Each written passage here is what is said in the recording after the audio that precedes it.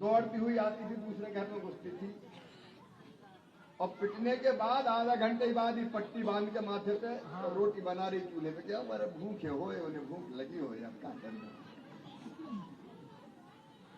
अब ये महिला की मानसिकता कि मेरे आदमी है, मारा चाहे पीटा।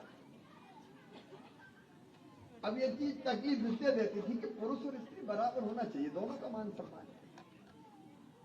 मैं बहुत लंबी बात नहीं करूंगा, लेकिन ऐसे ही दर्द से पीड़ित होके मुख्यमंत्री बनते ही मैंने सबसे पहली 2 योजना बनाई। एक, बेटियों की शादी, क्योंकि कई बार दहेज के कारण वो समझते थे कौन दहेज देगा, आफत है, बेटा आएगा तो ले लेंगे, आओ कितने दे रहे हो, और बेटी आई तो क्या कर लूंगा। इसलिए हमने तय किया कि सरकार, भाजपा की सरकार बेटियों की शादी करेगी, कन्या विवाह योजना और निकाह योजना हमने बनाई। और दूसरी चीज तय की कि बेटी लखपति पैदा होगी तो लाडली लक्ष्मी योजना बनाई। और उसके बाद ये सिलसिला चलता गया। चुनाव पहले केवल आदमी लड़ते थे, औरत लड़ती नहीं थी, घर बैठ घूंघट में रहे और रोटी बना। अपन ने तय कर दिया कि आधी सीटों पे चुनाव अब बहनें और बेटियां ही लड़ेंगी, सरपंच बनेंगी, जनपद अध्यक्ष बनेंगी। अब ये देखो मंजू बैठी जनपद अध्यक्ष, जिला पंचायत अध्यक्ष बनेगी। अब जब वो फैसला हुआ तो घूंघट में से सही में बहनें निकली और सरकार चलाने लगी, राज चलाने लगी। आधी सरपंच हो गई, आधी नगर पालिका जनपद की अध्यक्ष हो गई। तो उनकी स्थिति में सुधार आया। एक के बाद एक योजनाएं बनी। अब हमारी पुलिस वाली बेटियां खड़ी हैं। पहले पुलिस में भर्ती नहीं होती थी बेटियों की, बहुत कम होती थी।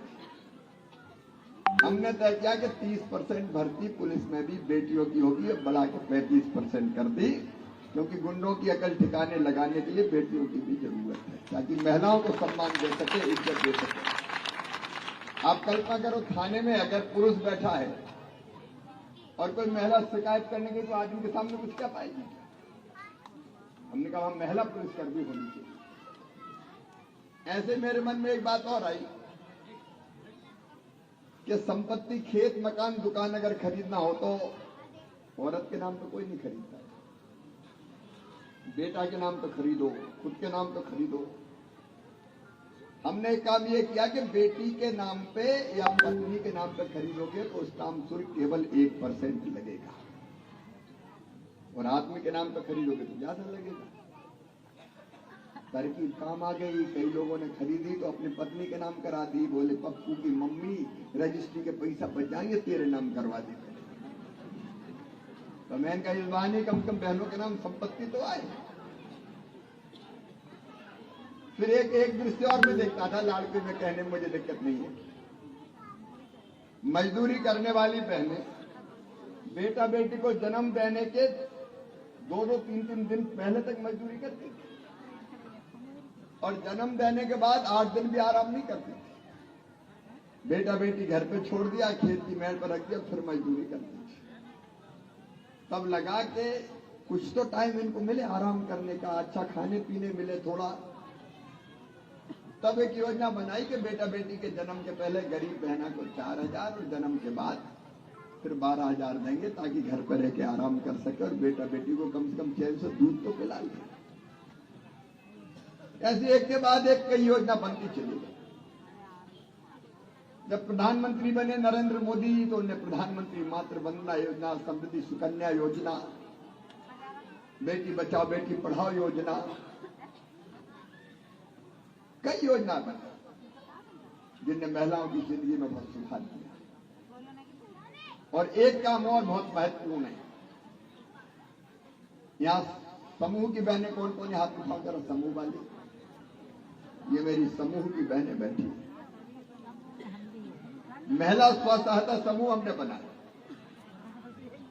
और तय किया कि बहनें गरीब क्यों रहे भाई। देखो, जब तक पैसा हाथ में नहीं होगा तब तक तो सही अर्थों में वो आगे नहीं बढ़ सकता।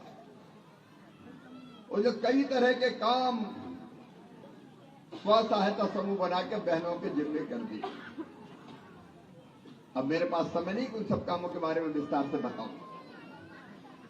अलग अलग समूह कई तरह की चीज बनाने लगा, स्कूल की ड्रेस सीने लगे,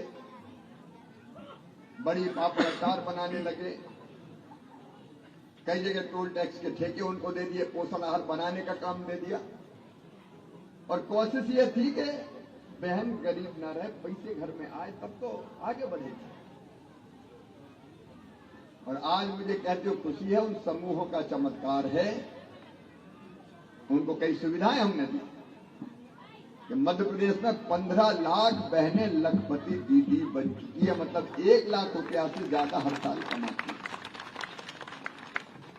इसी बीच में लाडली बहना योजना बनाई।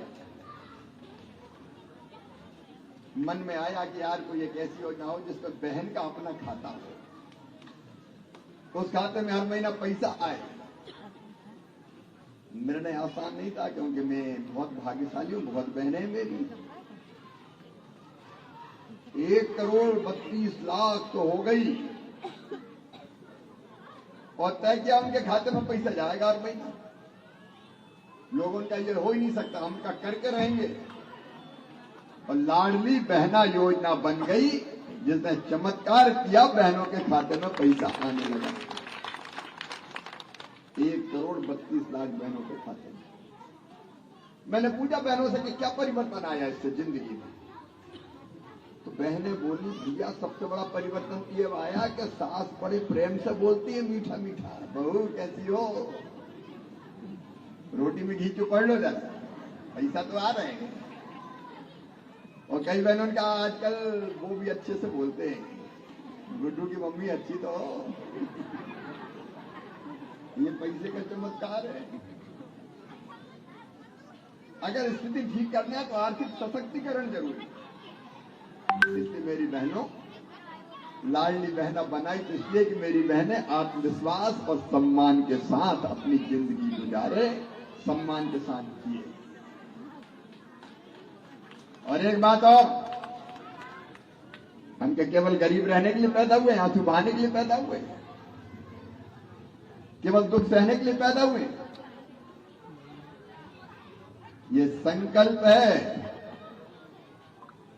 कि हर लाडली बहना को लखपति बहना बनाना है, लखपति दीदी। प्रधानमंत्री जी ने भी अब घोषणा की, लखपति बनना है।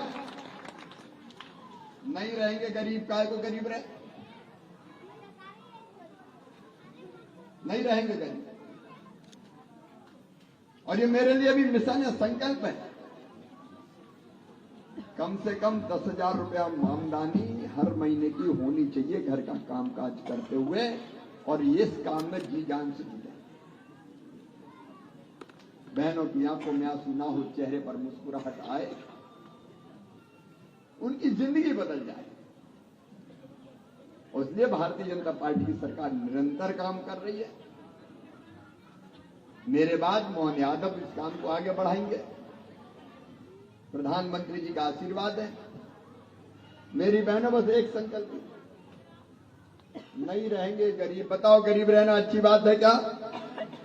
नहीं रहेंगे गरीब। पैसा कमाएंगे। समूह बड़ी ताकत, इनको और ताकतवर बना के कई तरह की सुविधाएं दी है। तो आज इस महिला सम्मेलन में हम भी यह संकल्प करें कि हम लखपति दीदी बनेंगे। हम साथ खड़े, मेरी बहनों तुम्हारे साथ खड़े, साथ मिलकर चलेंगे और गरीबी दूर करके हम भी पैसे वाले बनेंगे, ताकि हमारी जिंदगी और हमारे बच्चों की जिंदगी चैन से बीते, चैन से गुजरे, दुख भरी जिंदगी नहीं जिएंगे। बोलो सब बहनें तैयार हैं? अरे सब तैयार हैं? उठाओ दोनों हाथ, बांधो दोनों मुट्ठी और मेरे साथ लखपति दीदी बनना है, लखपति बहना बनना है। और हम पूरी मदद करेंगे, कोई कसर नहीं छोड़ेंगे। लखपति बनेंगे, गरीब नहीं रहेंगे। बोलो भारत माता की, भारत माता की। और आप सब बहनों का आशीर्वाद भारतीय जनता पार्टी को हमेशा मिलता रहे। इस काम को हम आगे बढ़ाते रहे। इन्हीं शब्दों के साथ मैं अपनी बात समाप्त करता हूं। बहुत बहुत धन्यवाद।